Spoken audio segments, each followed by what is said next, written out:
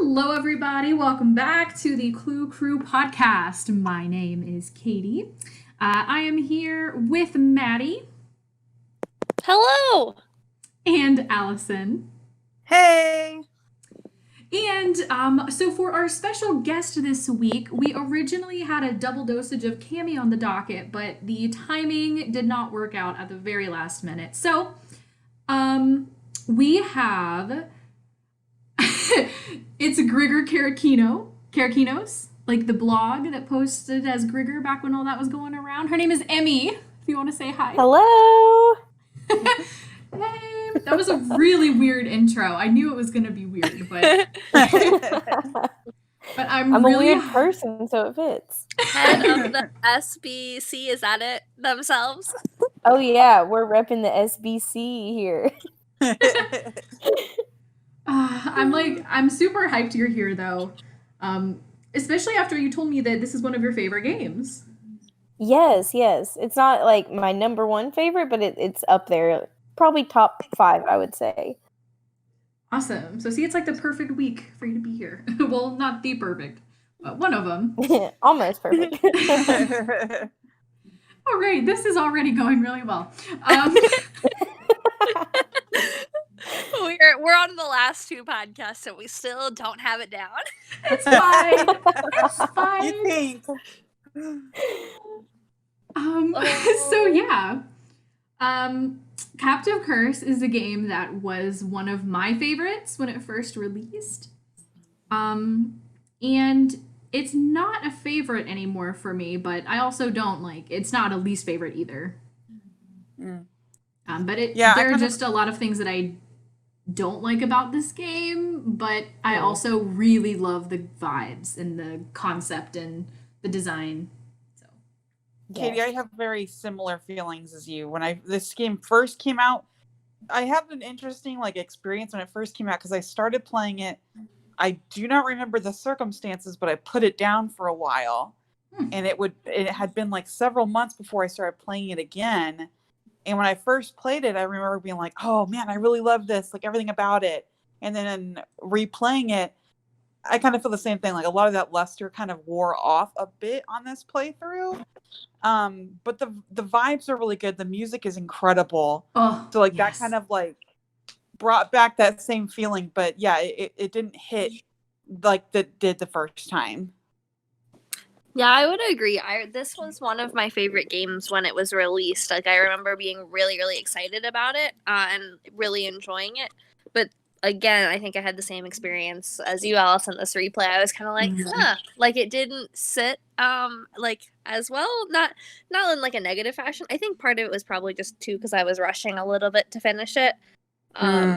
So I feel like I wasn't really immersing myself into it, and I think it's a very story-driven game, and so it kind of that's where it succeeds best is when you're invested in what the characters are saying. And you want to get to the heart of the narrative, and you're reading everything and really becoming a part of the atmosphere, and that's I think where it's really strong. But as a replay game, I think if you already kind of know the story, it's a little bit harder to recapture some of that magic. Wow, that's so funny because I was the complete opposite when I first played it. So I'm a little baby when it comes to scary things, and so the monster absolutely terrified me, even though I was a teenager. But yeah, I don't know. I started playing it, and then I would get scared because I knew the monster was going to come up and have a jump scare of sorts, and so I would put it away for a little bit, and then I'd come back, and I'm like, I don't remember what all happened, so I'd replay it. But once I finally made myself sit down and actually play through the whole thing, I was like, this is an awesome game. I love the story. The characters are great. The setting is awesome. And I don't know, it just seems like every time I play it, I'm like, oh, yeah, I really do love this game. This is one of my favorites. Very cool. Yeah. Interesting. Yeah, I would say the environment in this game is one of the most beautiful, personally. Yeah, gorgeous. I love the castle. I love the detail that's in it, like the woodwork, um, and like all like the panels in the like front room are like amazing. Mm-hmm.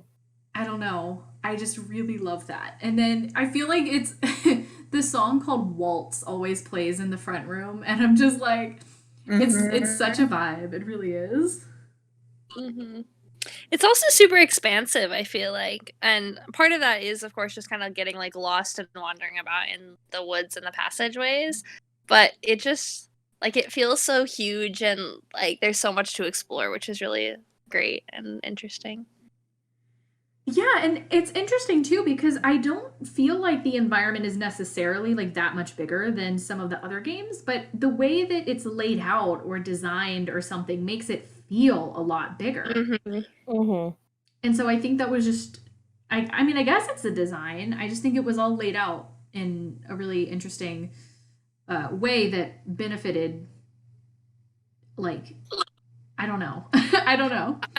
I think what it might be is that everything is interconnected. There's no like hopping, like there's no mechanic of like looking at a map and jumping from place to place like in Saw, and then like you enter and it's like a one room apartment, like Yumi's apartment, versus or like you drive somewhere and there's like one thing you can interact with. Everything here like is seamlessly connected to each other. Mm-hmm. Yeah. And so even though it's kind of like one place, the place itself feels really laid out and well designed.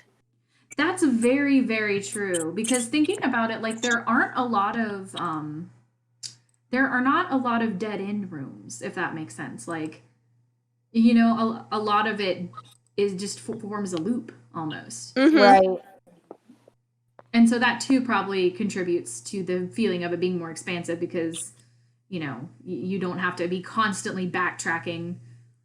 You can just go the other route. I don't know. Right. It's very cool. And this game really, God, I say this all the time, but this one has one of my favorite soundtracks. I've pretty much it's gorgeous. said, yeah, I've been saying that since it released, and it's just so beautiful. Especially that song called "Girls" is just stunning. Oh, my Like, favorite. Yes, that like slow, beautiful, just piano song, and amazing. It really makes you feel like you're in a medieval castle about to go to a festival. Like, Yeah. it reminds me of scenes that I've seen from, like, shows like Pillars of the Earth, where there's a festival going on and people are dancing and having, like, a merry time. It's great. I think it really pairs well with the scenery of the castle. Mm-hmm. Definitely. Yeah, they really pair everything really well together, which was hilarious because in this playthrough, I played with my phone settings for the first time, which I had never done before, and I changed my ringtone to disco music. And at one point, when the first monster warning came through, and I went through, like, you know, the hallway where the glass shop is, and I hadn't really walked down the hallway a whole lot. And I walked in for the first time, and all of a sudden it was like, and I was like, this is a really weird soundtrack, like, compared to all the other ones. I was like, this does not match the vibe at all. That's amazing. I love it. My phone, like, she answered the phone, and I was like, oh, okay, never mind. That's disco music. That's so funny. I've noticed when I play with, like, the phone settings and I'm walking through and then, like, suddenly the monster tone or, like, the monster sighting thing rings, I like, get scared. I'm like, what is that? What is that? And I'm like, oh, it's my phone. That's right. See, I'm that way too. I did not have that experience this time. I was just confused every time. I was like, why are we rocking out? Oh, I love that. Yeah. See, that's another. Sorry, go ahead. No, go ahead. That's another atmospheric thing that was really prominent the first time that I played this game that I no longer experience. Is like, I remember thinking that for me, the scariest part of the game was getting those monster alerts on my phone. Yeah. because Absolutely. it was the unknown of like, oh my god, it's in the castle, it's on the grounds, like it's really close by, and it kind of just Mhm. it instilled that like fear, I guess, and the curiosity, and like, you go into the security booth and you're like, oh my god, what am I gonna see on the screens? Like, it just felt very intense, like the first time around, maybe even the first couple of times, but eventually, like, that is another thing that kind of wears off over time. So, Mhm. Yeah. No, I definitely agree with you. The game has a way of almost feeling like it's closing in on you with the continuation and like the rapidness of the monster sightings back to bite back as time goes on. And also as you like start to become the girl with the dress and then the locket, and like people's reactions to you, it just gets like really kind of intense and frightening, and it definitely kind of wears off when you actually know what's happening. right. Right. Although I, still being a scaredy cat, get afraid when like the monster walks in front of me. I'm like, oh my gosh, it's there! And then I'm like, why are you this way? It's literally just this like weird looking animation thing. It's a person in a mask. Yeah. It's the vibe, It is the vibe, though. You're into the story. I You're know. really like believing it. But since you brought it up, like that's something that I thought about on this playthrough that I realized I never think about is the fact that the entire time you're in this game, like almost Nancy is wearing that dress with the puffy sleeves. I just love that mental image. However, before she was wearing that, apparently she was wearing a Catholic school uniform. Yes, so... I was gonna say, if we're gonna drag Nancy for the clothes she's wearing, I think we need to do more of the personal choice outfit. Like the Catholic school uniform is what she chooses on a day-to-day basis to Right. wear. Which I feel like is just doubly hilarious with talking about her and like relationship drama throughout the game, and like Anya wants to gossip with about boys with her, and I'm like, have you seen this woman's like fashion like it just like I don't know, just the clashing of the whole scenario, it made me laugh. Oh, it's so funny. But yeah, I I was really- like, she's going down in like secret passageways and climbing down the well, and she's just in this like full on straight up like poofy German dress costume. Hey, I'm jealous. I want one. Yes, that's a True. look. Huh? That's a look. Oh. But I'm sorry, what were you gonna say, Maddie? I don't remember. Oh, I do actually. I really want to make a post about there's like she's on the phone with I think maybe Frank or Ned at one point, and she's talking about how someone ripped up her old clothes, and they were like, I think someone was trying to send me a message, but I don't know what.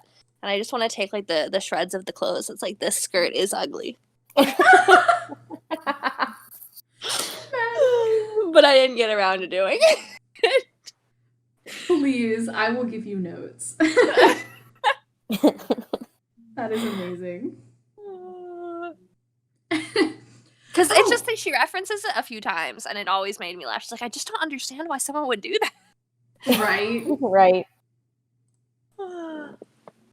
But speaking of like moments in the game that are spooky or whatever, the only thing on this playthrough that got me was the freaking punch at the end. Oh, yes. Oh, yeah. I completely forgot that happened. And so when it did, I just was like, oh, because I was like speed clicking. Like I don't know what I was thinking. I just didn't remember like what was gonna happen. Yeah, So that one, that and got also me. the scare at the gate got me pretty badly. Mm-hmm. Oh, I remembered that one. Yeah, the But punch. that's fair. The punch almost makes me laugh in a way, because it's like if you think about the fact that it's actually Anya in a suit I just punching Nancy, it's like Anya doesn't look that strong. She I totally just- knocked her out. I love the visual of like this fist just coming in from the right, just like straight. I don't know. It's so funny the way the fist enters the screen and just goes away so It does. quickly. I just feel like the Hulk is taking me out, like briefly. Like it's got more of a superhero vibe punch than anything else. Like it just overwhelms 3-dimensional television type vibe. Yes. It's confirmed. Das Monster is the German cousin of the Hulk. Yes. Oh my gosh. I love that so much. Rated E10 for cartoon violence. Oh.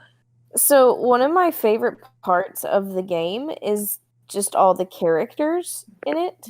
I think they did a really good job in this game with really developing each character's stories, but like past just like what their motivation for the, whatever crime it is, like whatever their motivation would be, like for one example, like Lucas, they could have just written off as like just this annoying little kid who plays pranks, But I think they gave him like more depth with like him talking about how he has no friends and him just kind of trying to like shrug it off when Nancy brings it up.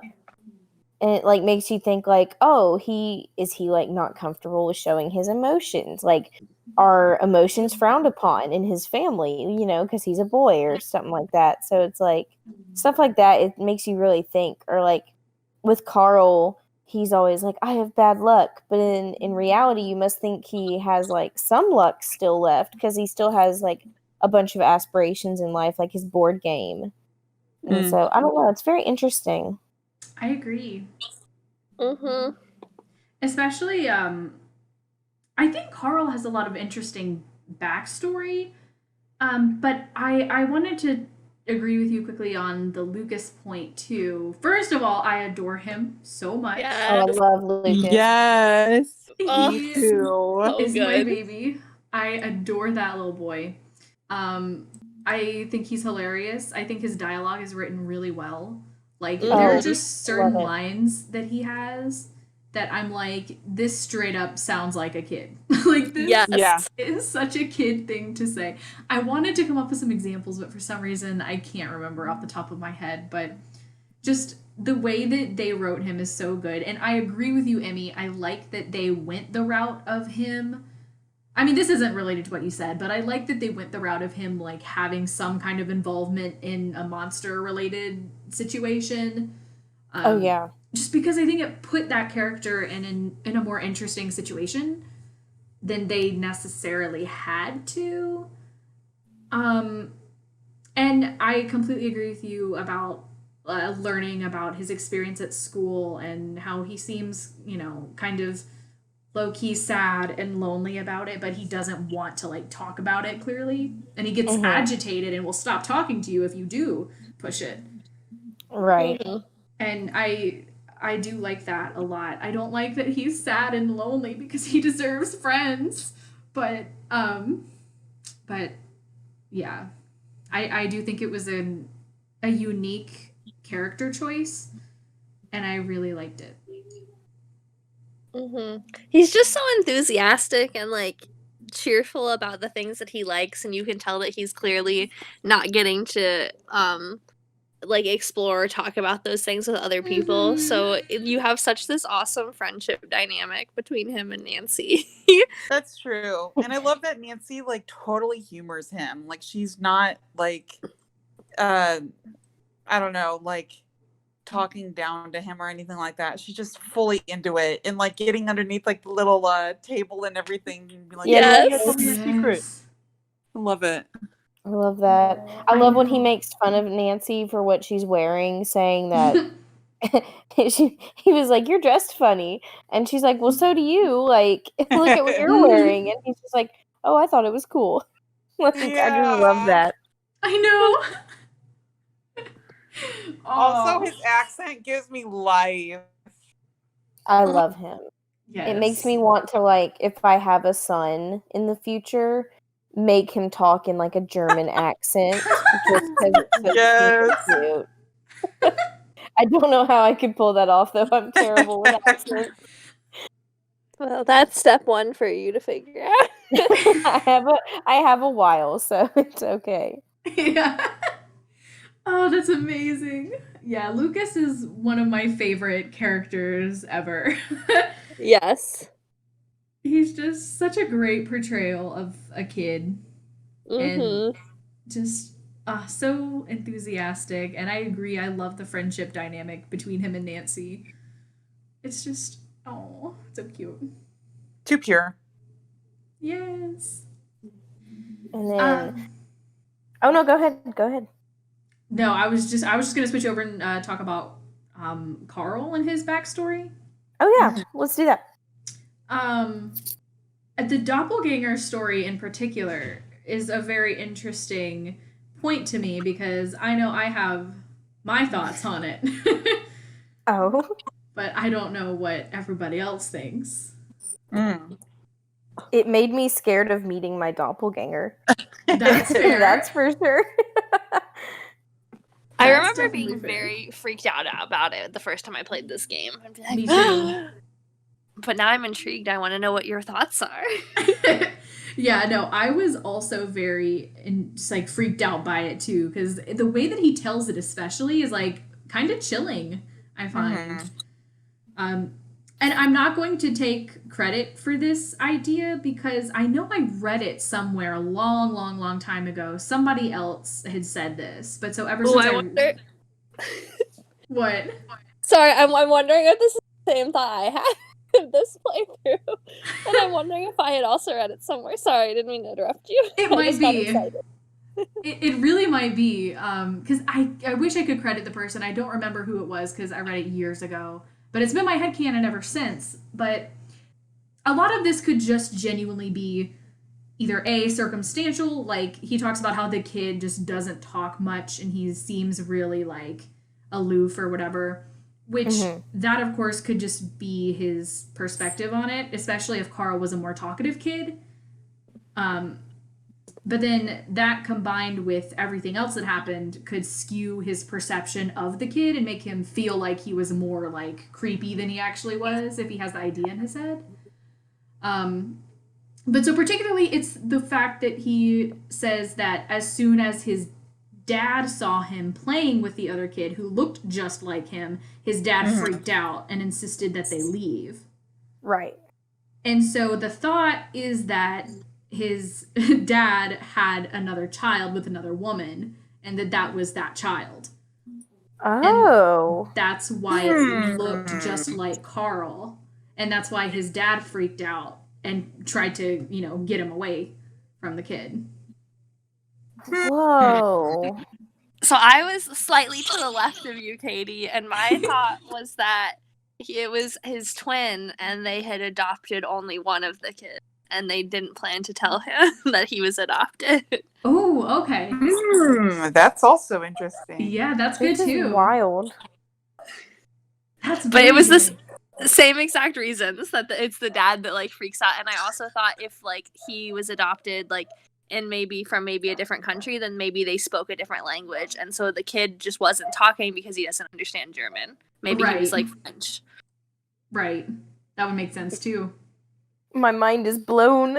Right? I've never considered that before, but I really like that. I love that theory. I like it too. And it really fits with the whole, like, Nancy Drew vibe with, like, nothing's actually supernatural or a monster. It's just, like, it's just a circumstance that we don't know about yet. Right.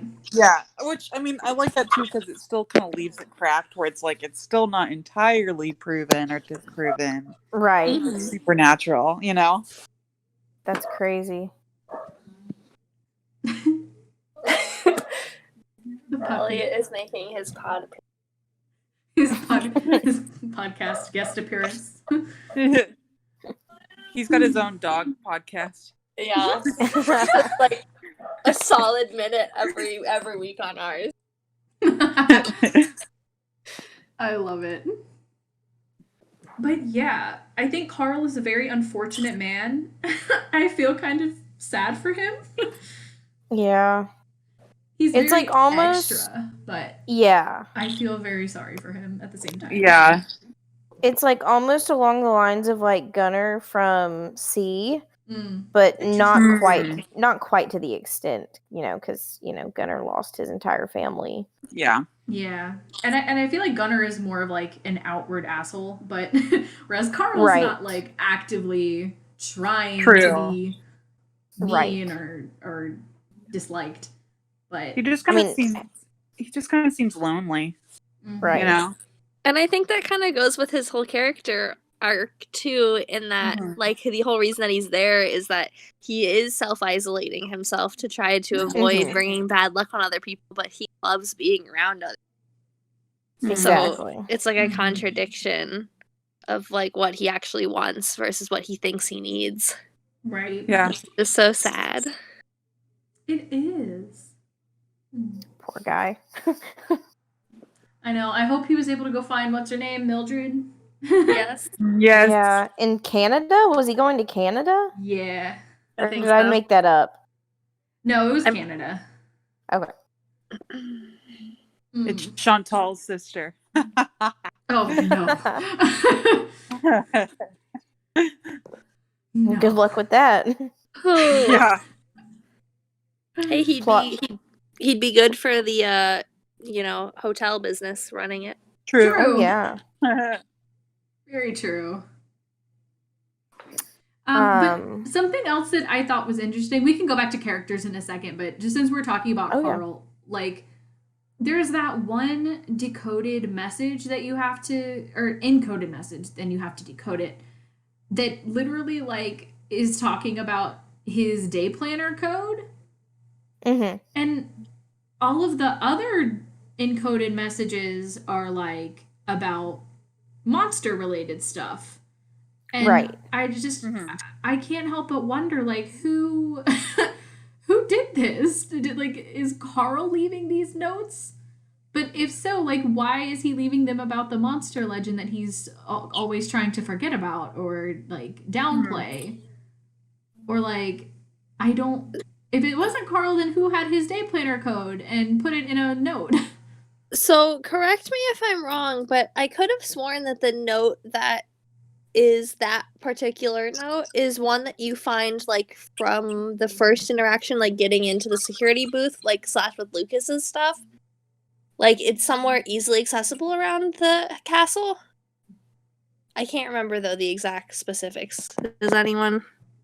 No, I don't remember. I can't remember between that one and there's another one. Because I know all the other ones are like in obscure locations, but I could have sworn that one is somewhere like pretty close by, and so I always thought that was one. But I don't know. The theory falls apart because like they all match up with each other. Right. But I thought that one was Lucas's dad left that one for Lucas to read, just because they have such a like funny relationship, and I felt like because he was already kind of leaving Lucas little notes and things. Yeah, I was gonna be like, why is he giving his son Carl's day planner code? That's what I was wondering. I was like, it makes you wonder why. Like, I agree with you, Maddie. It makes the most sense for the notes to have been left by Lucas's dad. Like, since he's the one in the security booth and he has the regulated access to all of that. But I'm having trouble understanding the why of it. He's like, isn't it funny to not have privacy around here? It's so funny. I mean, he gives Lucas access to the security booth. I just kind of like view it as his dad kind of wants to be there for Luke. Yeah. And so like his solution is to leave him messages and notes, so that's like their way of connecting while he's on the clock. Yeah. The first coded message is found in the Art of Glass book. Okay. Yeah, never mind. I don't know. It's weird because like they all Game Boomers.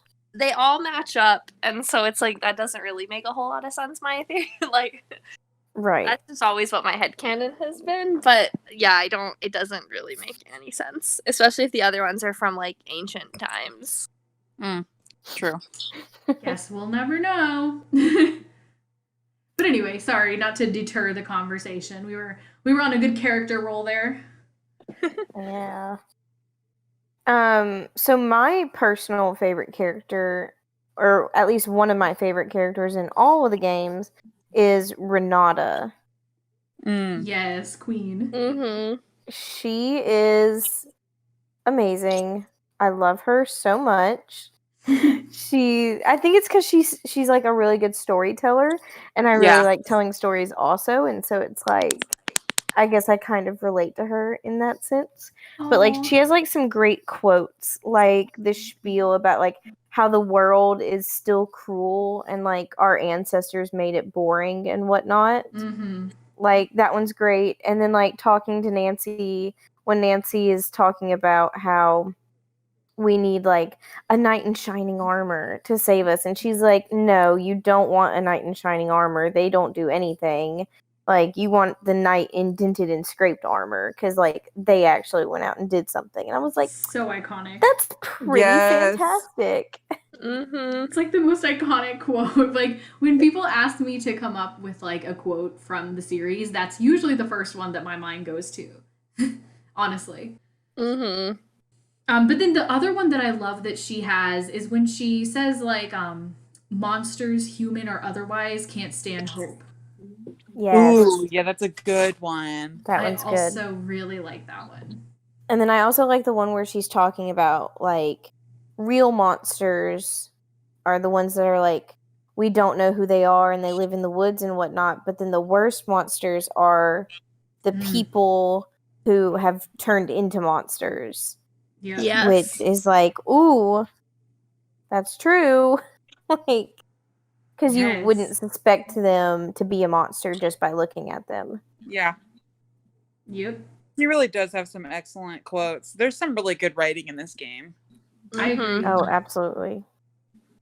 I kind of want to see her in another game in the future, like Hotchkiss. It would have made sense too, since because she's a traveler, you know. Right, Oh, she true. travels so much, and Nancy even teased at the end. You know, she's like, "Hopefully, I'll run into her one day." Right. Like, I think it would have made a lot of sense to bring her back. Maybe they were going to. I mean, they might have planned to potentially bring her back at some point, which would have been really cool. Yeah. That's true. I think it would make more sense to have her like be a reoccurring character than Hotchkiss. I do love Hotchkiss, but like it is a little weird that anything history related always falls on Hotchkiss. I'm like, that's not her area of expertise, though. Right. Oh, a crystal skull, some Egyptian goddesses. You got it. Like, obviously, the where do French these historian connect? is the expert here. Hotchkiss left the realm of serious academia after the Marie Antoinette breakthrough and has just been writing like entertainment history novels. Right. Historical Using fiction her novels. own research. Historical fiction. She's like, ooh, this sounds sexy. I'm gonna write about this. And like her college Men is of like, we archaeology. keep supporting you, and she's like, that's okay, I'm just gonna go off and write my own things. I've gathered a following enough. She's got a pretty self-published bouncing now. like Twitter account. Yes. Hotchkiss on Twitter. I can't. Oh my god. It's such a great concept. Someone do that, please. She would just tweet about like chicken wings. Yes. And hot historical figures. Oh, absolutely. She's like, Ramsey II was actually a total stud. She would literally be SparkNotes Twitter, but for history. Yes. She would be a huge fan of the SBC, if we're being completely honest here. Yes. Yeah, and then you'd occasionally get a tweet where she's like complaining about a technology thing that she doesn't understand. Oh. Yelling at her Kindle. Yes. I But love Emmy, it. that's so cute. Renata's like your spirit animal or your kindred spirit. Oh my gosh, I love her. I love it. And I really like her character too. I'm somebody who I struggle with like long spiels of dialogue. So it can be a little long for me, but for the most part, like I would say the majority of Renata's dialogue engages me enough to the point that it doesn't bother me as much as some other characters that we haven't talked about yet. But I have thoughts. um, but like Renata, I love that she also has like that sassy streak at the same time. Like she does not put up with your crap. Oh, definitely not. She's not here for it. And I respect that. She has seen some stuff.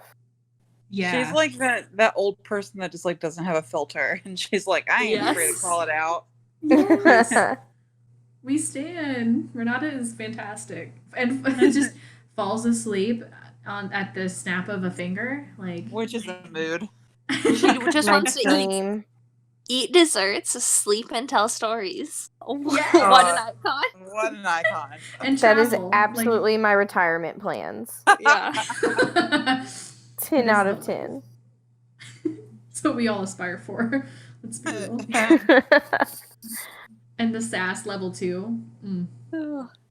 Another one of her quotes, just while we're talking about it, that I love is the story about how she became a storyteller in the first place, and like the magic of storytelling through the narrative with her dad, and how he's able to totally transform an experience from this one of unpleasantness to camaraderie, and just like the power and impact that stories have on us. Oh, Yes. it's so good. I love it so much. I kid you not, I just got chills as you were describing it just then. Like, it's so good. It really is.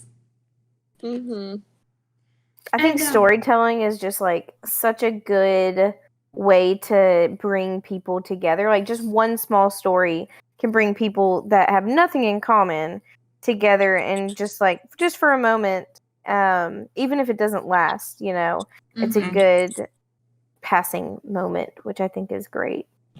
Yes, agreed. And I love in the game when you trigger the scarf to appear so that you can actually return it to her, and then you get the full story. It's so the good. last time I played through Captive Curse myself, I remembered the whole scarf thing, being a great plot point. But I think I was just like so excited to get to the end of the game that I didn't even go back in the passageways until the end, when you are supposed to like find the culprit or whatever. And I didn't find the scarf until then, and I didn't get to give it back to Renata and get like the whole story about her and her sister. And I was like, no, what have I done? I have done that before. So the way that I played it this time, and it wasn't intentional, like I wasn't trying to play it any differently or anything, but for some reason, like I did not get into the passageways until almost the end of the game. Like, oh, really? Yeah, it was seriously one of the last major milestones that I ever did in the game. And so her scarf was already there the first time that I ever set foot in the passageways. Which is also interesting because that's something that I just thought would not show up until like a certain point in the game, I guess, or until after you had a conversation. I don't know. Which, I mean, I guess that does kind of make sense. Like, that would still be the case based on, the fact that if I just had already done the thing that triggers it before I ever went into the passageways. But I don't know. I guess it just never occurred to me. Like, I always figured it wouldn't show up on your first trip down there. But fun fact, if you wait long enough, it'll be there. But yeah, I love getting that little scarf. It really opens her up to Nancy, because I feel like prior to that moment in the game, she's a little bit more reserved around Nancy. She just kind of is there to, I guess, warn her about like not wearing that dress, not having the necklace on her, blah blah blah. And like once that point hits, I think Renata's walls kind of break down and she feels I guess, closer to Nancy, because this is just going off on a theory that I have, but maybe like through her travels, she doesn't meet a lot of, I guess, kind people who give her a lot of attention, as opposed to just like, oh, here's a woman who tells a story and then is going to leave. But Nancy actually feels the need to like go back and talk to Renata throughout the game. And like, I get that that's kind of her way of investigating Renata to make sure she's not the one behind the monster attacks. But it seems like maybe she doesn't get as much kindness out of people as she has with Nancy. Yeah. But that's a complete guess. That's a complete, like, headcanon. I mean, they do also mention, too, that a lot of people don't view her favorably in this town because how she always is showing up at the as the monster. Mm-hmm. That's true. So I think that it's like, it is a little substantiated. Right. I'm not crazy. And I could kind of see if you were someone living there, especially because they're so afraid just to come out generally, and you have this person who's like poking around and trying to tell stories like to get them concerned and worried about this like threat seriously. Like I could see her definitely be being very Right. Yeah, that makes sense. Yeah. Also, somebody made a post about this a long time ago, but how, like, she wakes up when you're moving the stuff in her purse. Yes. You drop a pencil a little too far, and she's like, get out. But then you solve the box puzzle right next to her. It's like super loud. It's like, Yeah. ka-ching, ka-ching, ka-ching, ka-ching. Clack, clack. That stressed me out so much because I thought that was gonna like get her to wake up. Yeah. It's so funny. The purse puzzle is one of those puzzles that like I really enjoy those type of puzzles, like the ones where you have to stack or move or whatever, because there's similar to like the one in Ash. Mm-hmm. And I really like those puzzles, but it's one of those puzzles that like, as much as I enjoy the mechanics of it, I hate how much it takes me out of the game. Yeah. You know, because it's just so goofy that it's like, this isn't real life, you know? Right. Yeah. You wouldn't be stacking stuff up. No. like Certainly not stuff that looks like that. stuff glitching around, moving on its own. Yes. Freaking. And like chicken scented markers. God, I love it when you play I something. do love the chicken sentence. Oh, her and Hotchkiss. What is her interactive saying about old women and chicken? Like, I guess I'm an old woman. I like chicken. yeah. I think that's pretty universal. They have two character traits. They're eccentric and love chicken. Yes. Right. Talkative and I don't know. Exactly. Just call me Renata. It doesn't matter what else you add, but they must love chicken. I don't feel like Renata is like particularly talkative as part of her personality, but she's talkative in the sense that she enjoys telling stories. Mm-hmm. Mm-hmm. Right. Whereas Hotchkiss just Talk. yeah, she just loves to talk. Yes. It's the difference between like directed talking and just like flighty all over the place. Yeah. Yes. Right. We've talked a lot about Hotchkiss for a game that doesn't have Hotchkiss in it. That's what she deserves. She is iconic. Yes, honestly. The old ladies club. Honestly, yes. I need that. Forget the SBC. We're going with the OLC. Old ladies club. Iconic, honestly. Oh. I guess we should talk about Anya now. Yes. Literally the culprit of the game. Spoilers, no, kidding. She's had no love. And she ain't getting none from me. Okay, so this is gonna sound a little bit crazy, but part of me is like, don't we all wish we could get revenge on our exes if they left us for another woman?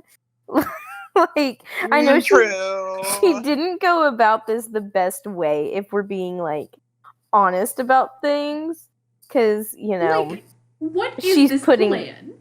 right. Okay, yeah. I mean, she is setting Marcus up for failure. And I mean, I think she's kind of lost her mind, because she did say in the end to Nancy when she was like, "Oh, well, even if I get caught, like I could just say Marcus put me up to it." Well, And yeah, so so like we'd both get in trouble, in a way.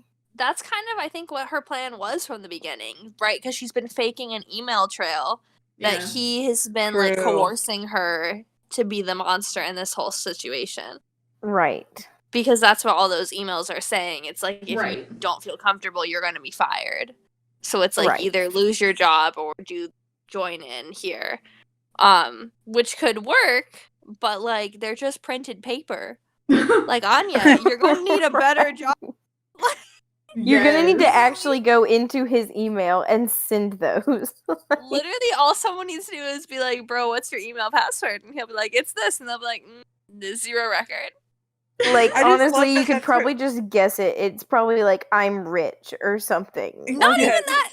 Just go into like Anya's emails too, and like they're also not gonna be there. Right. I just love that too. Like that's her plan to be like her quote unquote evidence. I'm like, I have never printed out an email chain ever. It's like Right. neatly under desk, like you inconspicuous. It's like immediately suspicious when she hands you a printed email. Like, what? Anya, the precursor to Dear Evan Hansen. Oh my god. And, I'm like- just like, this is not an efficient plan to get back at your ex. This is not how No. you go about ruining somebody's life just because you're mad that he Right. left you for somebody else. Like, this happens all the time. This Like, honey, just key his car. right, like it makes her look so petty, first of all, that this is her motivation for going Right. to Yeah. all these lengths and being this like extra. And Right. second, Honestly, she's not even being smart about it. Like, she's really not when you think about it. Y'all, female Dwayne Powers energy. Really, like No. same exact Oh setup. my. Like, total dumbass moves. Really ridiculously intricate. Oh my god. Overdramatic. And motive are just like absurd revenge. So then headcanon that she goes to the same prison that Dwayne is in and they Oh, fall no. in love. Oh my god. It's funny that you compared her to Dwayne, because in my notes I'm like, oh, maybe we could see her return in a future game, because like she did say that Mm-hmm. like she would return or whatever, and so Mhm. it's like the only other one who's returned is Dwayne, and so it's like, oh, what if it's just like the bitter lovers Honestly, like return in games? I don't care about a lot of villain pair-ups, but I would totally go for an Anya Dwayne buddy cop, except not like Yes, buddy villain movie. buddy villain. Like, Oh Buddy my villains. god. And they're I'd both be like, bitterly take my trying to money. Put Just enact revenge overall on Nancy. yes. The I other love it. culprit that I've always said would potentially come back is Helena in Phantom of Venice, because she was also like very unwilling to go down without a fight. Yes. Oh, I love Like, her. She's another She's one. just more like true crime, like actually like big boss take you down though. Yes, like Anya is Helena just, like, is actually smart. Helena knew what she Yes. was doing. Yeah. yes. Yeah, Anya's Anya- just kind of dumbass energy. Again, also Honestly. years to plot this, because she like found out this dude bought a castle after like he dumped her, and then she was like, okay, time to start from the bottom. I'm gonna start in the mailroom, work my way up, slowly acquire credentials that will look believable, learn how to forge them. I would love to see her like corkboard with the red like ribbon or string rather, where she's Yes. connecting all the dots of her little like maniacal plan, because I bet you it's beautiful. It's would like a love that. 10-year plan. Oh my god. So, okay, what year did Captive Curse come out? 2011. Oh. 2011. Okay, it said in her like Castle Cast letter in like her resume thing that she was leaving in like 2003 or 2001. So she had been planning this a long time. Dude, like decades. Who holds this kind of grudge? Dwayne and Ran. This is literally. Yes. I can't. Like the parallel is so there. I haven't even thought about it. Me. Okay, but I actually like Dwayne. So it's like my brain is not willing to accept the connection because I love and respect and appreciate Dwayne for all of his dumbassery. But Anya, I am literally Mrs. White in that scene from Clue where she's like the flames on the side of my face. Like that is literally me about Anya. She is I kid you not, you guys. She is literally my least favorite character in the entire series. Like Oh, really? yes, Oh, wow. I feel such rage and annoyance talking to her. Like I literally cannot explain it. Like everything she says pisses me off. Like I hate her whole attitude. First of all, you first talk to her and immediately right off the bat she's like, we have this monster, but I shouldn't go into that. Carl is completely incompetent. And I'm just like, what? I just met you. Like, what are you talking about? Like, she's just immediately not even questioning it, just complaining about her boss, which, first of all, I get it, hun. I really do. But, like, she's just so aggressive about it, and I can't stand how passive aggressive she is about, like, Yeah. sprinkling Katie. the monster legend into your ear because like I mean she wants you to find out about it, but she wants to be subtle about it, but you're not being subtle. It just makes me so angry. Like just freaking tell me. Stop playing this game of like I probably shouldn't talk about it, so never mind. Like waiting for you to have her continue talking. Oh my god. Anyway, I am so sorry. I had to get it off my chest. It needed to be said. You're good. I'm here for it.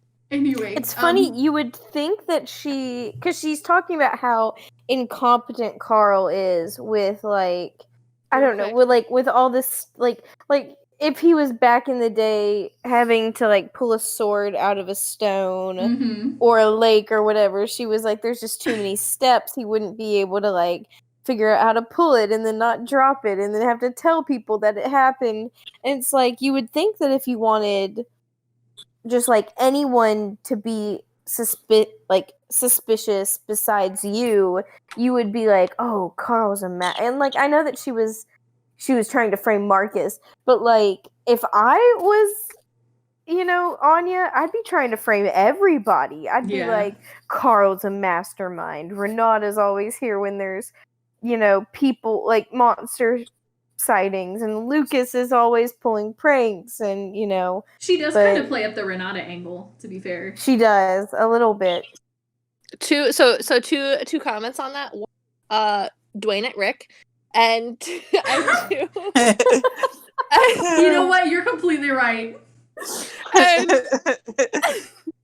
And two, though, Anya is like knows that she's gonna get caught for this. I think that's part of the reason why she's not trying to frame anyone else. Like that's not her plan. Is not to get away with it. Her plan, like she knows she's going down too, but she kind of doesn't care.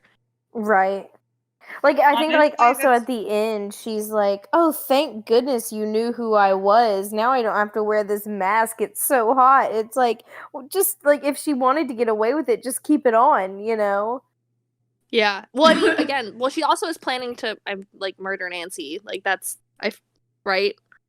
Yes. Yeah. Yes. So it kind of doesn't matter regardless. That's true.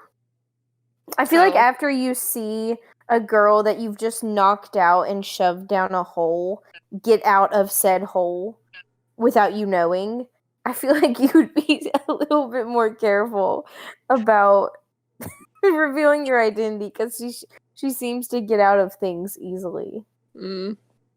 I don't know. Anya's just dumb. I mean, that's the moral of the story. Like, that whole thing that you talked about with when she goes on about Carl pulling the sword out of the stone, I'm like, this is such an elaborate freaking metaphor. Like, is this necessary? Like, I understand. She doesn't like, have a lot of entertainment on her hands. No one's, I mean, aside from dressing up, no, never mind. I take that back. Dressing up as a monster to carry out an elaborate revenge scheme would be enough for me, I think, in that situation, that I wouldn't need to think of these elaborate metaphors. Yeah. So never mind. So, what do you think? I know a lot of people question, like, if the monster doesn't exist, then what was taking? Because Anya wasn't obviously living back in like the 1800s. Right. What do you guys think is behind the whole women going missing? I truthfully never gave it much thought. I just kind of accepted it as like one of those plot lines where it's like you get the resolution for the present day mystery, but they just kind of leave that thread unanswered as far as like, okay, but then what actually happened back in the day? Like, that's up to you to decide whether it was real. Like, that's kind of the angle that I always like took it as at face value. So I just never really put much thought into it beyond that. That's how I thought of it, but I will say the one that I do think about is what happened to Renata's sister. Mm-hmm. Because that's a more recent happening that was unrelated, and isn't kind of this ancient legend. And the way Renata tells it and is so willing to accept that it was a person at the end, like, there's only just like sad conclusions that you could potentially draw. Right. Yeah, I kind of thought that maybe it was like just various people kidnapping young girls. But then I also was like, oh, what if it's like wild animals too? Right. But then I was like, well, then that doesn't explain like the person coming into the castle and stealing like the Freiherr's daughter. And I was like, well, maybe it's just a mixture. Like maybe it's just people going missing. But then people want to chalk it up to like a scapegoat monster, kind of like the Hardys said. Could it be like almost like a serial killer? Because like back in the day, that was a term that was totally unheard of. Mm-hmm. So maybe like to, give reason to why women are going missing. It's like, oh, it must be a friggin' monster. Right. Maybe it was something that they like told their kids. Maybe it was like a story that they ended up telling their kids. Like maybe those people knew that it wasn't a monster, it was like a human being. But in order to keep their kids from being too afraid, they just were like, oh, there's a monster. Don't go into the woods, type thing. And I think it also goes back to kind of what Renata talks about too, though, is that sometimes people don't want to accept that it could be something other than a monster, because while a monster is scary, to realize and to think that it could be people that are doing this is even worse of a reality to think about. Very true. So, what exactly... This confused me when I played it this time, because I guess I just was kind of blacking out when this happened in the game. But the whole ordeal where I was on Junior, right? And so I got the task on my task list that was like, find a boulder that looks like the one in the page clipping that I found. And so I was like, okay, I don't know why I'm looking for the boulder specifically out of all the pages. Is it just because it's the... I mean, I had already seen the boulder at that point, so it wasn't because it was the only one I hadn't seen before. But she just randomly was like, all right, let me go check out this boulder. And then you find, like, you start digging and she's like, oh, maybe the necklace is here. And I just, for some reason, I completely missed, like, what prompted Nancy to think that the necklace was buried by the boulder. Was it, like, actually something you read?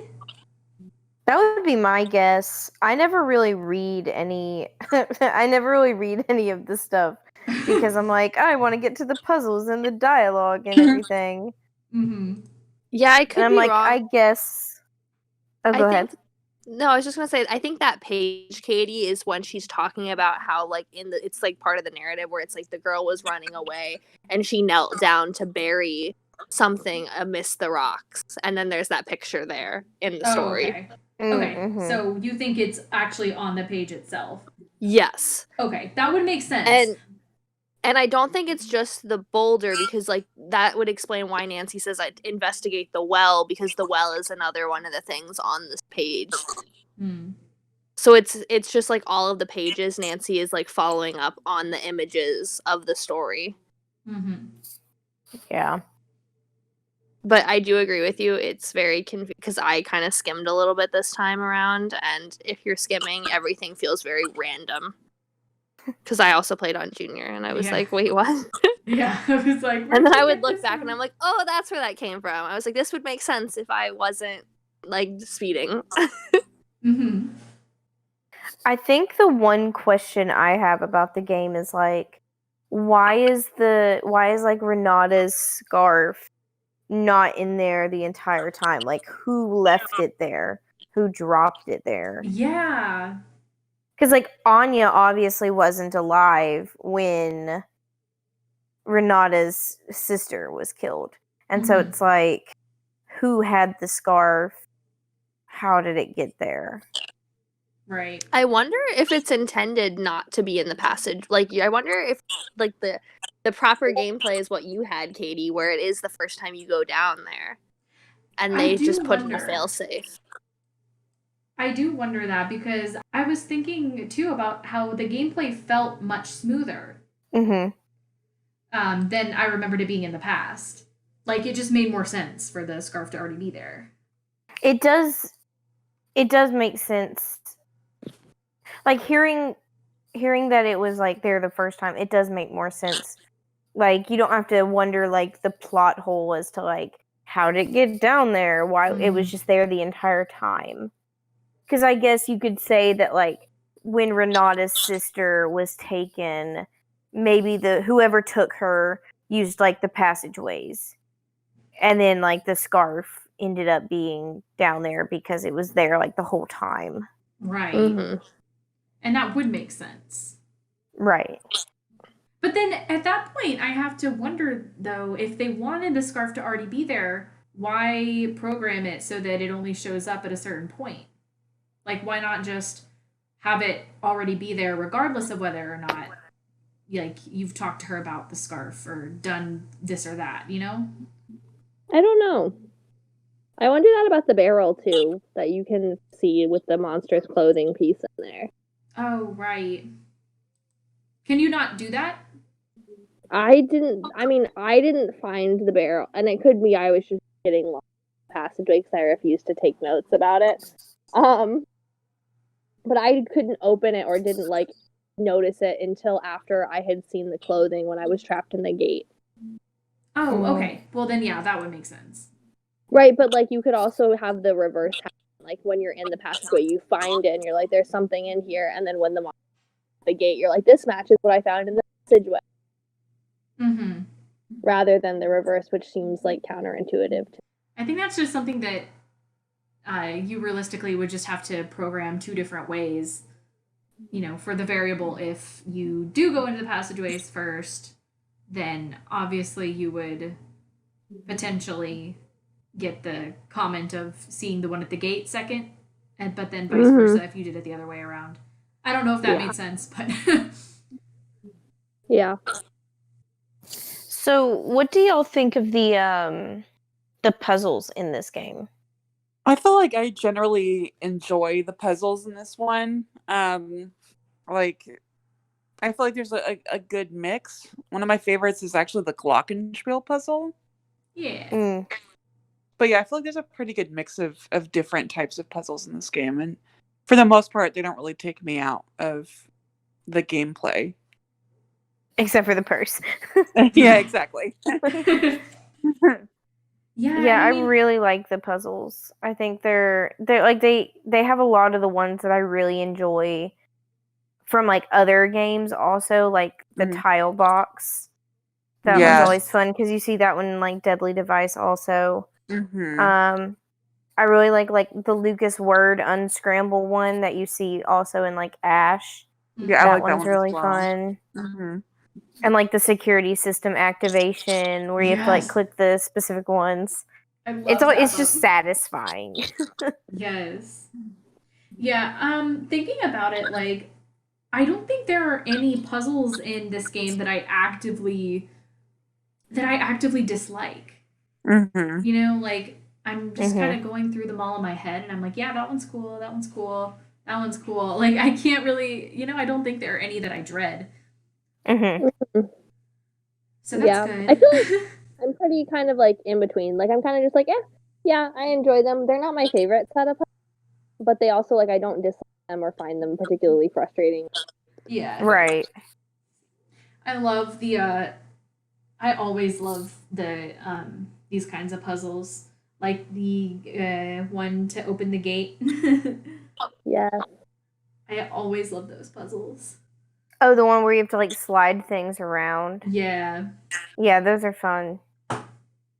And then what do y'all think of like Raid and Monster? Not a fan of Raid. I do like Monster though, but not a fan of Raid at all. Really? I like playing Raid, but it's not one of those ones where I like will go back and play throughout the game. Like I enjoy the Yeah. first time playing it, but then I'm like, okay, that's fun. Time to go.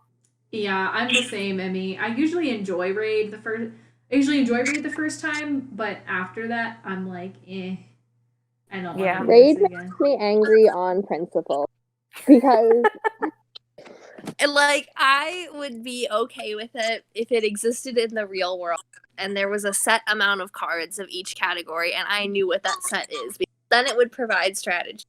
But because I just am choosing a random the game is like the whole strategy of the game has to do with the statistics and probability of getting certain cards. And because the game is constantly manipulating what card they get to make quote unquote levels, there is literally no strategy and it just eventually comes down to luck then at the end. And it makes me angry. And I could rant for a very long time. That is a good point. Yeah. Like I was thinking like if I had this game in real life, like me and my friends would play the heck out of it. Like Mm-hmm. but I get what you're saying about like basically the game's just manipulating whether you pick easy, medium, or Mhm. hard. Because it's just selecting the likelihood that you will win based on that level choice. Right. And giving your opponent better cards to beat you because you chose like hard. And so they're just making it less likely that you're going to win, period, which means that there's literally no strategy for you. Which is just really Right. stupid. I feel like just have one difficulty then. Like if that's the only way that you know to make it harder is to like statistically make you less likely to get the right cards, then just like have it be one level. Like what's the point? Or It's like make who would pick it? Oh, go ahead. Oh no, sorry, I didn't mean to cut you off. No, you're good. Oh, I was just gonna say, or like make it based on where the levels are your opponents like making smart or stupid choices in the game, rather than just giving your opponent better cards. Right. Like, and tell us Mhm. that there are X amount of cards in the deck, because Right. that'll like dictate how the strategy is being played out. Because then, Okay. since it is built the way it is, it's like there's no point in even picking hard. It's like, why would you Yeah. not just pick easy? Because it literally has no, like, you Yeah. don't get anything for playing a harder. Maybe you Mhm. get more money. I don't know. You probably do, but you're not going to win as frequently, so you're going to end up spending way more time playing the game. Exactly. So, like, the cost-benefit ratio... Anyway, I could, like, nerd out about this for a long time, like an angry math rant. And mostly this is coming from me getting roped in this playthrough on Med and losing a bunch of times, and it fueled my hatred of it because I noticed what was happening. And now I'm angry. But I didn't have to play a single game of Raid my entire playthrough. And so I was much more at peace. Congrats. It's funny. Thank you. Meanwhile, the 2 hours of my life in Med, I'll never get those ones because I forgot that the scores didn't matter on the scoreboard, and Bess's speech tugged at my heartstrings so much that I needed to be in first place for her. Aww. I really like. I think the concept of the game of Raid is really good. And especially the fact that it utilizes like Grimm's characters is really cool. And I think like in real life it would function a lot better than it does in the game. Actually, but I definitely like I understand where the frustration comes, Maddie. Like that's why I always just pick easy and be done with it. Like It's also just so long. Like, that's the other thing. yeah, it does take a while. And it kind of annoys me that Carl takes 2 characters for himself. I'm just like, you know what? You should have a 2-player option. Yeah. I don't know. My unpopular opinion, I'm probably going to get hate for this, is that I actually prefer Raid over Monster. You're wrong, and this ends our friendship. I'm sorry. I actually agree with Katie that I like Raid over Monster. I mean, I like both. It's a very small margin. Yeah, I agree. It's a small margin for me too, but Monster I just find to be, I don't know. They're judging. I don't know. There's so much more strategy in Monster. Like, the only time that it frustrates me, though, is I do think there's a finite amount of things that you can do in Monster. So, like, once you figure out how to win, like, pretty much, yeah, I feel like you're set forever. Like, you always can beat the game, kind of, if you're smart. Right. Like, it would be a really interesting game, I think, to play in real life. Because you'd get into this, like, mind thing of, like, what is your opponent likely to do to try and trip you up, kind of a thing. Very true. Yeah. I don't know. I just like it interests me more because I feel like there's more things that like there's more pieces at play, and so there's more to consider and think about. I would love to own all these games in real life. Same. And just play them with other people and be like, I know the strategy. The official merch we deserved. I like low-key tried to make a Monster board one time. Well, I didn't. I just tried to figure out how it worked. And, like, that's where I fall short. Because I'm like, you'd have to find a way for you to be able to see what was the monster and your opponent not to be able to see what's the monster. Right. Yeah. They need to come up with, like, a multiplayer... Oh, sorry. Whoops. They need to come up with, like, maybe, like, a multiplayer version online that you could play with friends. Yeah, because that'd be cool. Fun. It's kind of weird that they don't have that, especially for Raid, because it was made to be played with 4 people, and you never play it with 4 people. Right. Yeah. Very odd. But I will respect your preference for Raid, even though I strongly disagree. And yeah, it's like Monster is okay. Like, I don't hate it. And I respect it and I understand it, but I just don't really enjoy it. I can't explain why, really. It's the one game I would keep save files on so I could play Monster occasionally. Oh, it's like me with Number Punch and the chemical puzzle. Oh, I hate the chemical puzzle. We're talking Haunting of Castle Malloy, right? Of okay, course. Yeah, no. Katie's favorite puzzle of all time. Yes, I can't stand that thing. It's so much fun. You make one slightly wrong move and you just get exploded. That's why you don't make the wrong moves. Oh my. Katie's like, I just don't mess up. I am perfect. I just play it a lot, and I always have played it a lot, so I don't know. To be fair, I don't find it as horrible as everyone too, Katie. It's fine. It's fine. You enjoy the frass? What? You enjoy the frass? Oh my gosh. This has just evolved into, like, confessional unpopular puzzle opinion. Trashing each other's puzzle opinions. Anything that I have a controversial opinion on, like, puzzle-wise. Like, Mine what is are, like, the most disliked puzzles? I'm not the nonogram supporter. Oh, I love nonograms. Yeah. Okay, there you go. I am also a nonogram supporter. I do a nonogram every day. Aw, I love that. I That's don't know if it's true. half the people. There's like a lot of hatred in like I feel like non-Tumblr based communities. Oh, I freaking love the nonograms.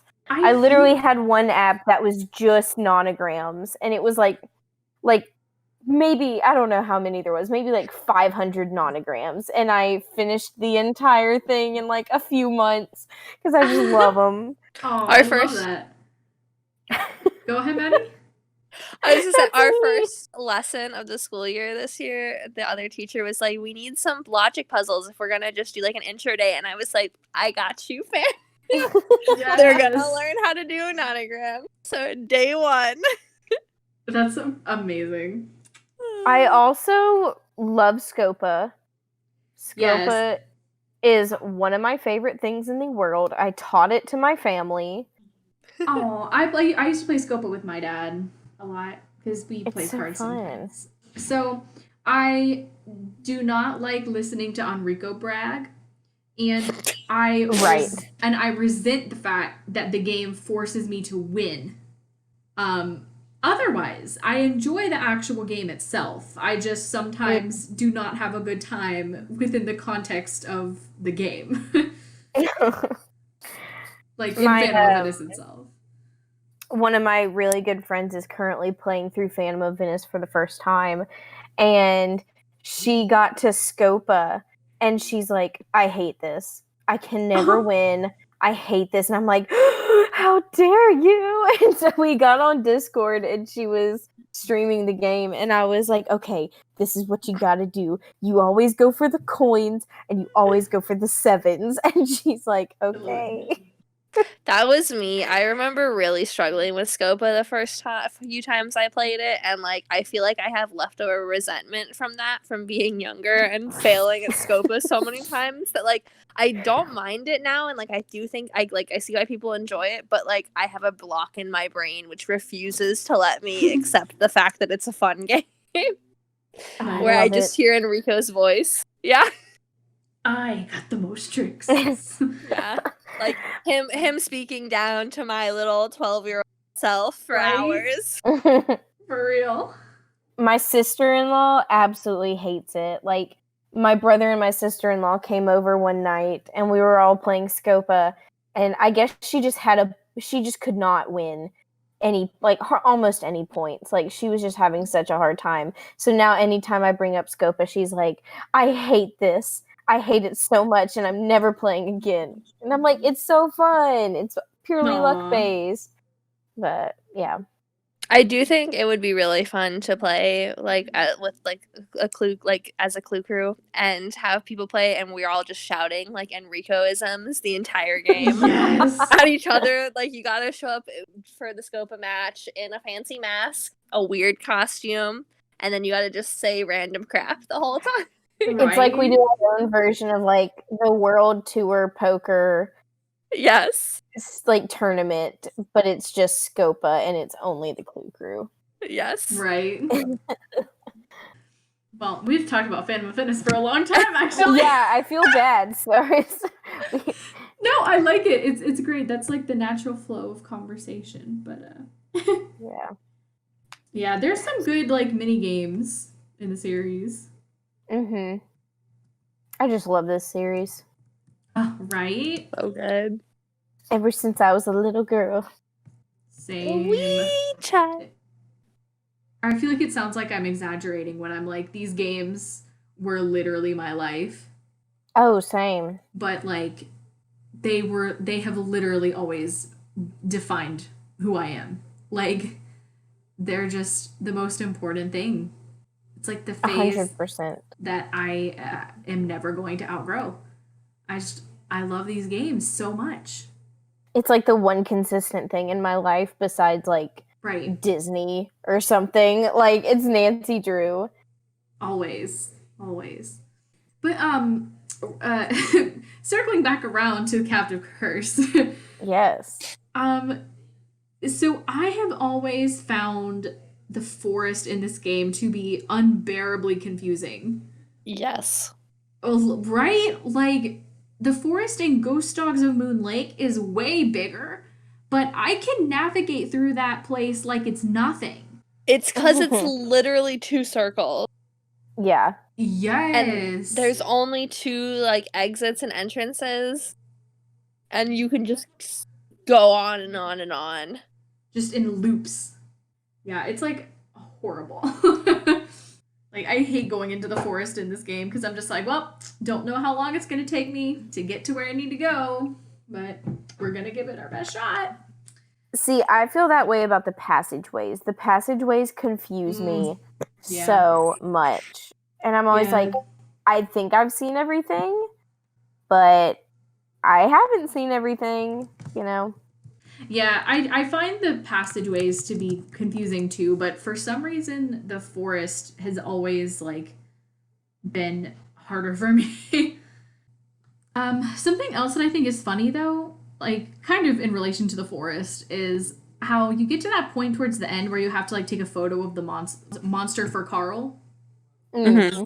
And it's like, what? Is Anya just like pacing around this tree? And It's like, why? what is her move? How does this fit into her plan? Right. Like, Because, Maddie- like, my guess is, like, it doesn't fit into her plan. She's just strange. yeah, like It's the what? aesthetic. I feel like Anya would be the type to chalk it up to aesthetic. If you're gonna be the monster, you're gonna be the monster. I mean, Actually, apparently. also, alternative thing, she's literally just lost.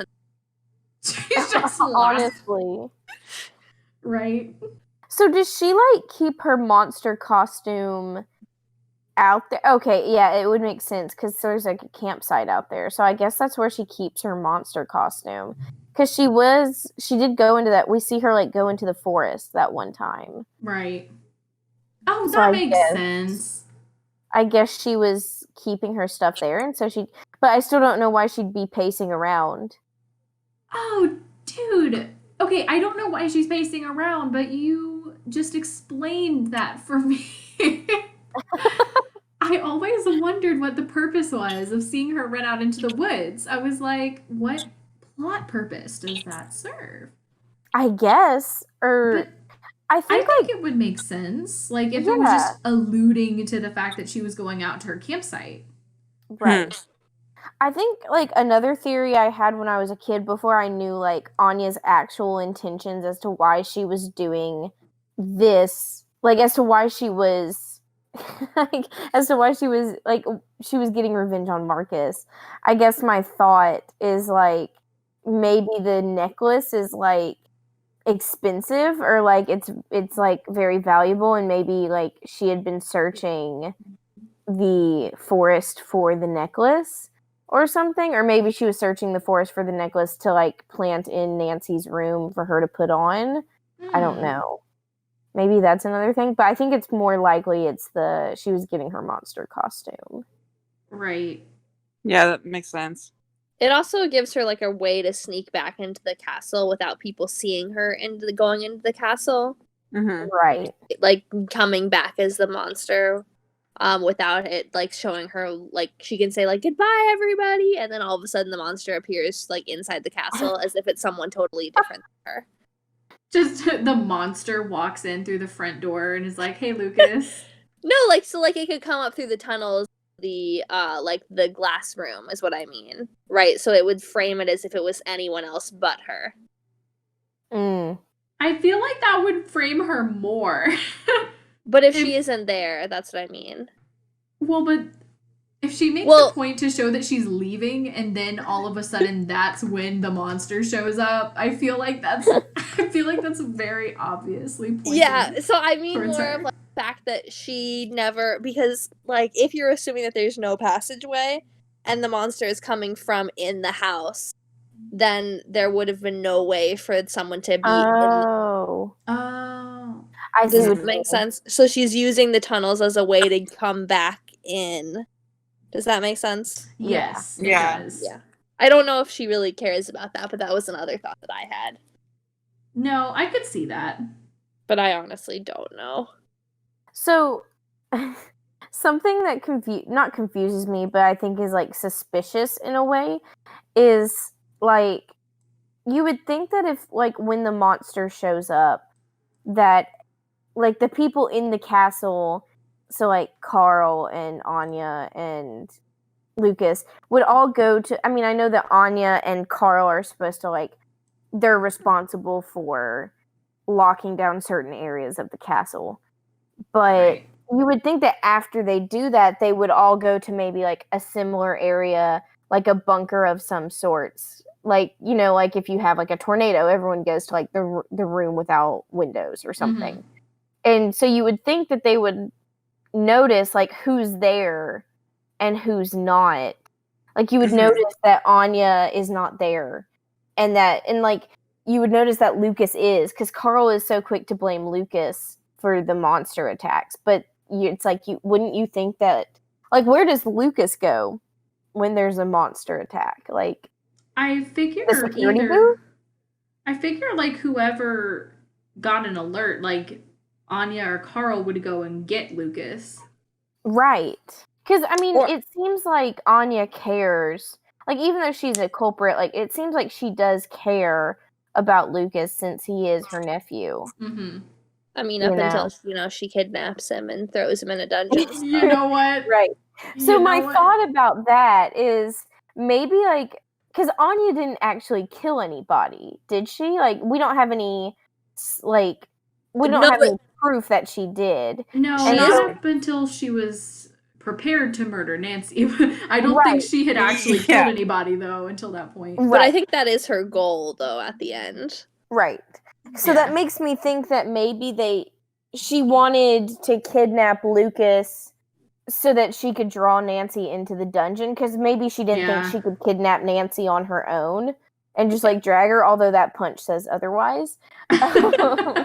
But like maybe she didn't think she could do that, and so she kidnapped Lucas knowing Nancy would come find him. Yeah, that makes sense. Or maybe like she wasn't even dressed as the monster at the time, and he just kind of like went with her because he trusted her. I don't know. There's a lot of interesting thoughts there, because like if she cared about him, why did she kidnap him? But then it's like, oh well, she never probably intended to hurt him. Yeah. All right. I just assume that he is hanging out at one of the secret passageways. I wish. I hope. He's a cooler kid than I was ever. Yes. He really is. He's too pure. Mm-hmm. Like, I don't know what kind of people he goes to school with, but let me tell you, if I knew a kid that lived in a castle, I'd be over there every night. Right. I feel like Yeah, like why would anyone make fun of him? He seems like he's dope. That's a cool situation. He's so cool. He plays board games and has a castle to himself. yeah. And an angry Burgermeister to play pranks on. Right.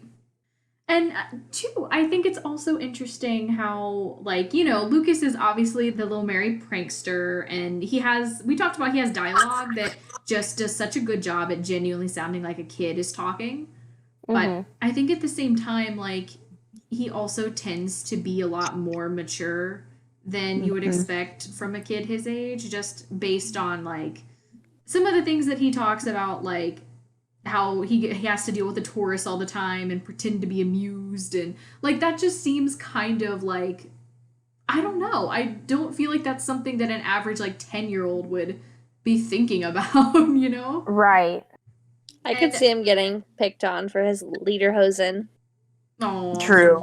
But does he wear those to school? Probably not. I think it's just for the castle thing, right? No, but like I could see him not wanting to invite people over, maybe. Oh. Yeah, that makes sense. Because he's Right. in like tourist entertainment mode all the time at his home. Oh. Maybe they think that if they have to go over there, they have to wear lederhosen also. Because, like, you would think that, oh, my friends are coming over, I'm not going to wear this ridiculous outfit that I have to wear.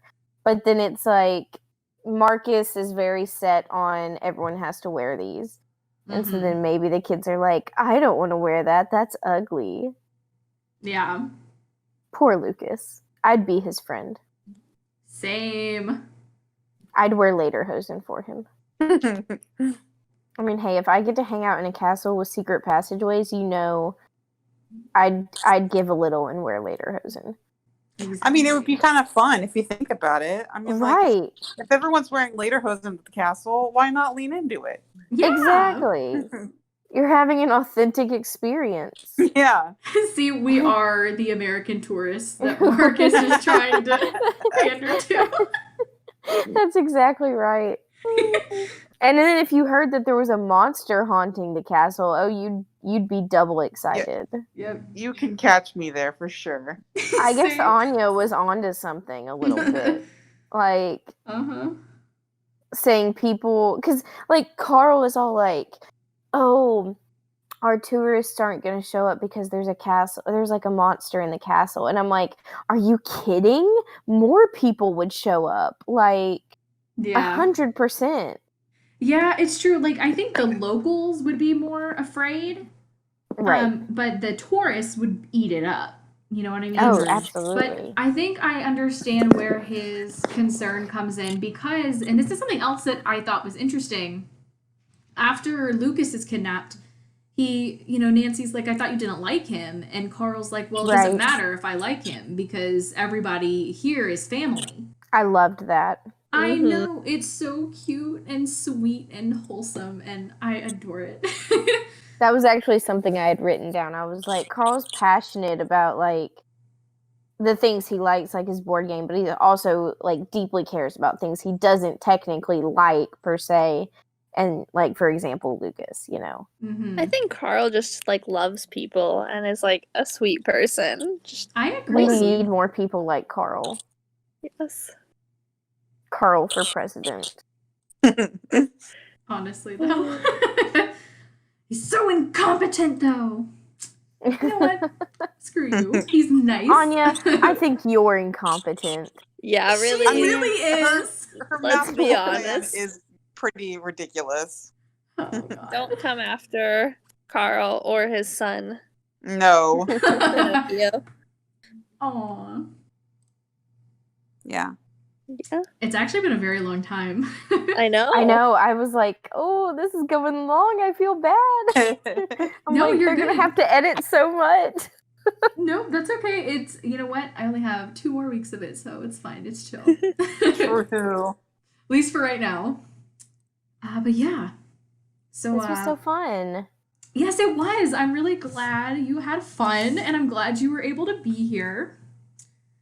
Did you guys have any, final thoughts on the game you wanted to share? I think the only extra things I have to say is, yeah, I really, really like the atmosphere of this game. I like the writing in this game. And I love the game where you can buy stuff. So that was very nice.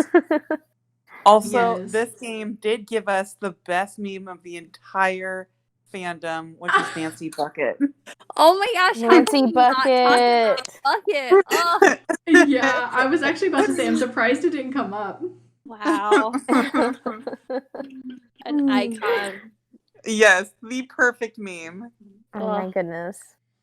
Oh, Bucket, I you mean- always know what to bring me. And you know what? Bucket came through. Bucket really came through for me because the very, For real. very first time I ever used the bucket in this last playthrough, he brought me all the money. Very first click. Hmm. Oh, Bucket I was being like, so he sweet. really does. Bucket knows. He came through. coming on to you. I'm Nancy, though. Your sugar bucket. Sugar Bucket! Stop. Oh my gosh. Well, that's a wrap. Oh, thank you so much for that, Emmy. Thank you. You are welcome. Oh man. Yeah, this game has a killer soundtrack. And I really like the environment and I like how in depth they went with actually, I was going to say most of the characters, all of the characters. Mhm. Like they really did Even- a good job. Even Castle Cast, like, Right. you even get the motivations behind like Jordan, who's like, you can tell she's had some personal experience with people calling in sick, and then posting pictures on social media Mhm. because of how angry she gets about that pamphlet. Right. Great. Emailing 101. Oh, and I also do not appreciate the forced drama calls in the beginning. Yeah, wow, we didn't even touch on the whole Ned situation. Oh, very true. Which is Yeah. wild. I take any opportunity to talk about Ned, but yeah, I don't know. It was like a lesser version of like the sea drama, which I actually enjoy. It's because it just feels like a setup for Ash, really. Right. Yeah, kind of. I see that, Maddie. And it's like the sea drama I feel like was a lot better executed. Like even though I'm still not a big fan of that in general, like my problem with this game is that Ned is so completely out of character. Like there is no way he would act like this. Like I understand being upset, I understand being frustrated, and I could imagine his sometimes he will, stand up for himself, but not in the way that he did in this game because he was really just like being whiny about it. And I'm like, that is Yes. hashtag not my Ned. Yeah. I thought agree. it was interesting, I know he was whiny and all, but I did think it was interesting because it did give a little bit more of a realistic tone to like their relationship instead of it just being like sunshine and rainbows and puppies the entire time. But like on the other hand, it's like, bro, you've been doing research at a medical lab. I think we've heard he's done or whatever, and it's like, you have adventures? What do you mean? Like you're just having like home adventures in River Heights. Yeah, you're actually living a normal person life, having adventures. Right. Yeah. And I know like a lot of people really like to ship like Nancy and Frank because like they're like on the same wavelength of like they're both like international sleuths and they live a similar lifestyle. But I think that's one thing I really like about Ned and Nancy's relationship is Ned is such a like quote unquote boring character that he offsets Nancy in a way. And like I think that's the intentions is like he's supposed to be boring. Like he goes to in comparison, like he goes to college and he's in a fraternity and he plays football and like he does all this random stuff, but like it's still interesting to Nancy because she doesn't have that life. Mm-hmm. I think it's funny that Ned also uses like Frank and Nancy as his baseline for normal things. Right. Like you always get such exciting adventures, but it's like, oh, Ned.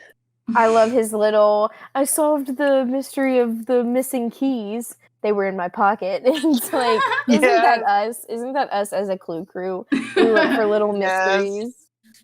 Aw, yeah. Also, this game has the closest you get to any kind of Fred moment. Just gonna throw that out there. Oh my god! And Fred calls Nancy and goes off on her for treating Ned this way. What did you do to Ned? Yep. And then they go over to comfort him, and then you have the weird Frank-Nancy conversation where it's implied that Frank is upset that they're back together because Francie thought it could be the other way around.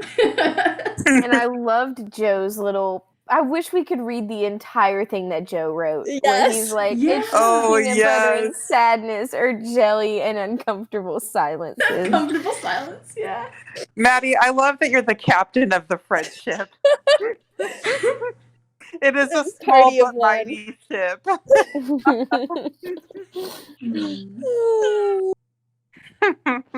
You gotta take the crumbs you're given. Girl, I feel that. I really do. I mean, it makes way for Jancy, so... It does! Listen, that's why I'm okay with it. That's why I'm willing to go with it.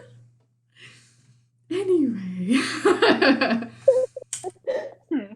Yeah, so... that was an unexpected detour. But yeah, so there's definitely things that I like about this game, and there's definitely things that kind of drag it down for me personally. But I respect it.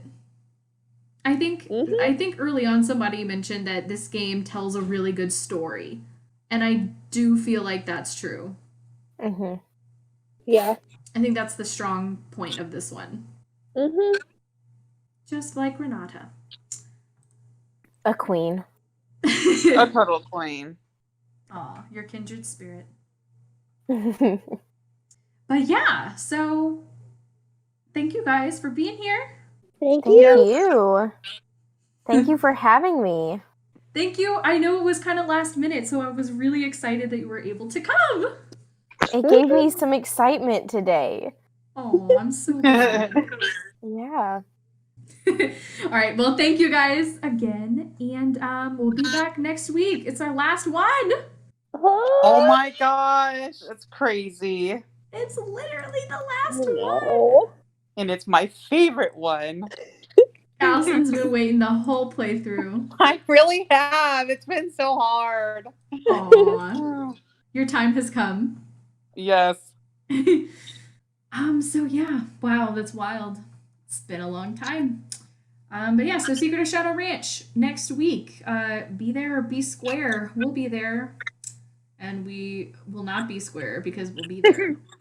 Don't know what I'm saying. Either way, good night, you guys. I hope you have a good one. Good night. Good night, Bye. guys. Bye. Bye.